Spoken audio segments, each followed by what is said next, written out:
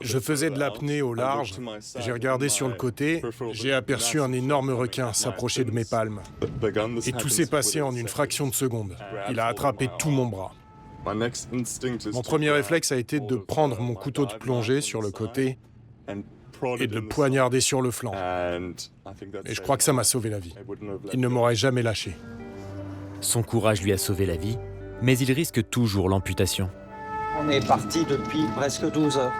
Travailler en Polynésie, c'est se battre contre le temps. Et on fait au mieux pour aller au plus vite, quoi. Donc, mais c'est vrai que le temps, c'est pas comme en métropole où tu prends l'avion en 1 heure et t'as fait l'aller-retour. Ici, c'est en jour, enfin en 12 heures, 24 heures qu'on fait parfois des allers-retours. Il n'y a pas de souci supplémentaire. La Polynésie française, ce sont 118 îles nichées au cœur de l'océan Pacifique. Un territoire aussi vaste que l'Europe. 280 000 habitants et presque autant de touristes chaque année. Mais cette collectivité d'outre-mer ne dispose que d'un seul hôpital de référence, basé à Tahiti.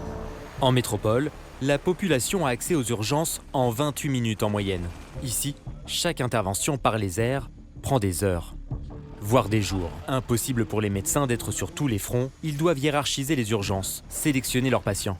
Mais sur quels critères et à quel prix? Parfois, c'est à celui qui va tenir pour aller le chercher. Le plus difficile, c'est que les patients, ils sont graves, mais il ne faut pas qu'ils le soient trop, sinon ils ne tiennent pas le temps qu'on les ramène. Une personne âgée a moins de chances de tenir, de toute façon. Il était jeune, il avait plus de chances aussi de s'en sortir. L'hémocure, il est à 14, donc on n'a pas eu besoin de le transfuser. La peau me brûle.